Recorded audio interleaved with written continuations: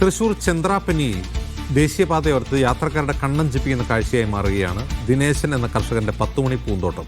വെയിലുദിക്കുമ്പോൾ വിടരുന്ന നൂറുകണക്കിന് വർണ്ണങ്ങളിലുള്ള 10 മണിപ്പൂക്കൾ ഇന്ന് ഈ പ്രദേശത്തെ പ്രധാന ആകർഷണമാണ്. സൂര്യനുദിക്കുമ്പോൾ ആയിരം വർണ്ണക്കുടകൾ ചൂടി നിൽക്കുന്ന ഒരു അപൂർവ ലോകമുണ്ട് ചന്ദ്രാപ്പിന്നിയിൽ. ദേശീയപാതയോരത്ത് മുളങ്ങാട്ടുപറമ്പിൽ ദിനേശൻ എന്ന കർഷകനൊരുക്കിയ 10 മണി പൂന്തോട്ടം ഇന്ന് വെറും ഒരു കൃഷിയിടമല്ല, മറിച്ച് പ്രകൃതി കനിഞ്ഞരുളിയ ഒരു മനോഹര കാവ്യമാണ്.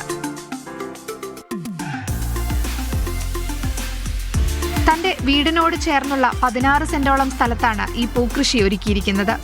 സാധാരണ കണ്ടുവരുന്ന 10 മണി പൂക്കൾക്ക് പുറമെ സിൻഡ്രല്ല, ജംബോ, പോട്ട്ലാക്ക തുടങ്ങിയ വിദേശ ഇനങ്ങളിൽപ്പെട്ട 200-ലധികം വൈവിധ്യമാർന്ന ചെടികൾ ഇവിടെ പൂത്തുവിടർന്നു നിൽക്കുന്നു. ഇതൊരു 120ഓളം വെറൈറ്റി എൻ്റെ കയ്യിലുണ്ട്, ഇപ്പൊ നിലവിലുണ്ട്. പലതരം പൂക്കളുണ്ട്. നമ്മള് സിൻഡ്രല്ല എന്ന് പറഞ്ഞ ഫ്ലവർ ഉണ്ട്, ഇത് പൾസ്ലൈൻ, ജംബോ, അങ്ങനെ വിവിധ ഇനങ്ങള് പൂക്കള് നമ്മളെ കയ്യില് സെയിലിനായിട്ട് ഉണ്ട് കയ്യില്.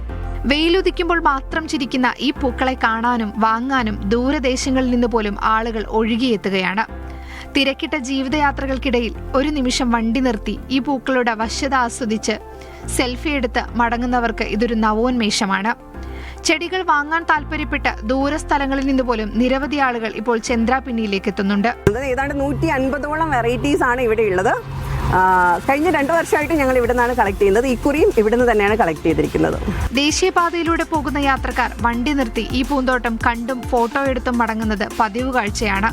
പൂക്കൾക്ക് പുറമെ വിഷരഹിതമായ പച്ചക്കറികളും ഇദ്ദേഹം ഇവിടെ കൃഷി ചെയ്യുന്നുണ്ട്. മീഡിയ 1 തൃശൂർ.